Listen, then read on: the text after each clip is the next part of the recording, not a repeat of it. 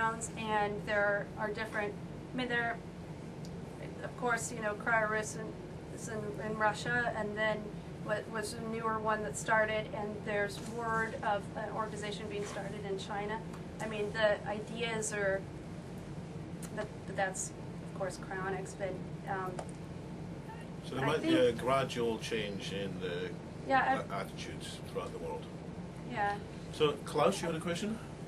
Well, I just wanted to say that, at least for me, how is it? I don't think that is ever actually motivated for anything, well, except for signing up for Cryonics. And I think people are not so much motivated by the fact that they're going to die as they are inspired by art, by emotions, by other people, by media, things like that. I don't think we go out and aspire to a career or build something, do something because we die, so we have to be put it before we die. I think we do it because we're inspired by something else and we want to accomplish something. Yeah. But Anders had the same argument about love. You know, do you love somebody because you know you're going to be divorced from them eventually? Is the value of your relationship because? And so it might add something, but it's not the most driver. There's a question over here. Oh yeah, I actually just read the little fable. It's quite good. I like the idea that people will be feared to have kids later on in life, and kind of an end of teenage pregnancy, and some people can actually kind of develop as humans before they start having kids. And that's great.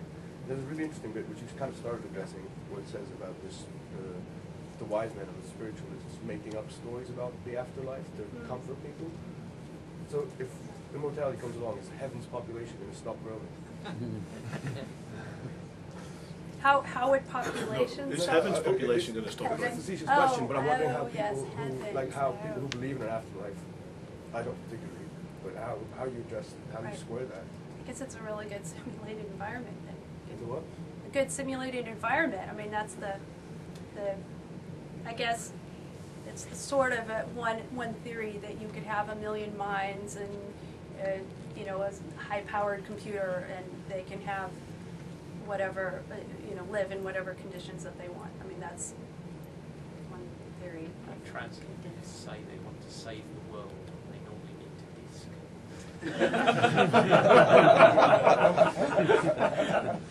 Dave? That my question was very simple. It was basically, how do you reconcile the aims of singularities at the Immortality Institute with your religion, or in fact any religion, really? Yeah. So we haven't had too many speakers to these meetings who are talking about their religion or their church. Yeah. So how do you square it? Well, I mean, I see people that don't sign up for Cryonics because they believe that there will be uploading in their lifetime, because the singularity will occur within 30 years, for sure, or to 50. And I also see people who will not sign up for Cryonics because they think aging will be ended in their lifetime, like biologically, or we're going to figure out some way to keep people, if it's not the uploading. I mean, there are people that do that, and I guess the religion is that you would look at it as if it's meant to be. Your creator wants you to, if you have more purpose for your creator, then your creator is going to allow that to happen. I know I have some friends that are Christian chronicists that strongly believe that it will, I mean, they have a belief that Cryonics will work if God wants it to work, and they have more of a belief in Cryonics working than I do.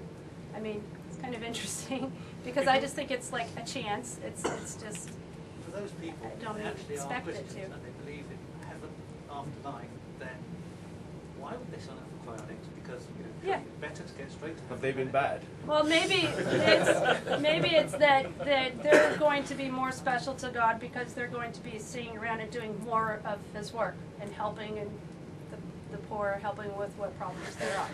I mean, there are different ways, I guess, of looking at that from different religions.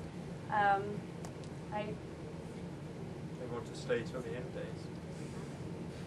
days. It sounds like, from what you've been saying, especially about calorie restriction and about anything else, it sounds similar to something actually a Christian preacher. I'm an atheist myself, very much so, but a Christian preacher I know once said to me something very sensible. he asked a number of his Christian parishioners, if you had absolute proof that there was no afterlife and this was all crap, would you change your lifestyle? Would you not live as a Christian? And I said, no, we would live, we believe in helping others, in forgiving. It's a virtuous thing to do, whether or not the end point will happen or not. And I think the same applies to calorie restriction, optimal nutrition, not becoming obese, etc. is useful as an end in itself, not just for the point at the end, which will be a bonus as well. Yeah, and I think that thinking about the extended life and being able to help more, I know, my son is a devout atheist, and he's, it's very interesting, but I'm more of a secular humanist, I guess, how I would fall, and there, I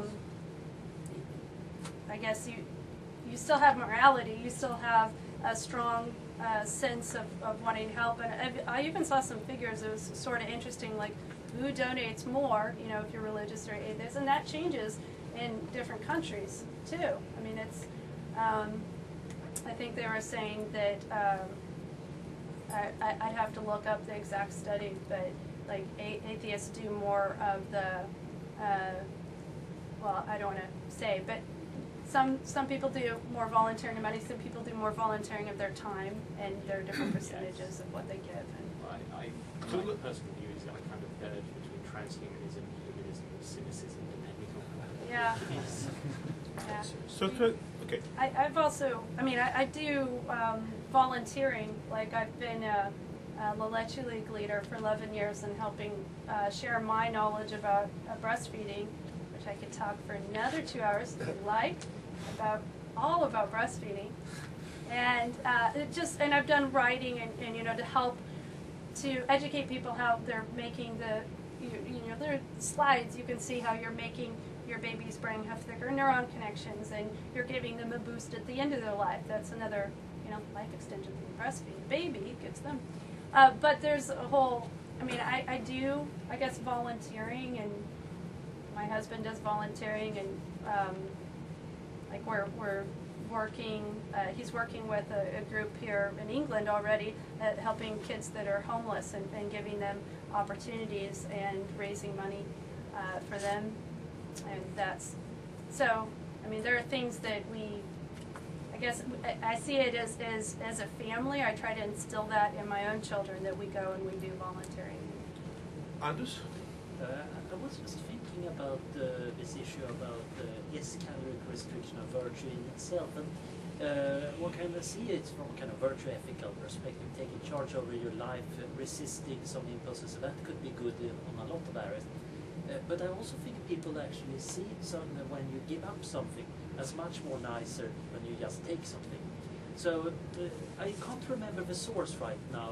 There was somebody at our institute mentioned a research where people are asked questions about various forms of enhancements and activities, especially life extension. And there was a question essentially asking them, if there was a pill giving you 10 years longer life, would you take it? And rather many people said no.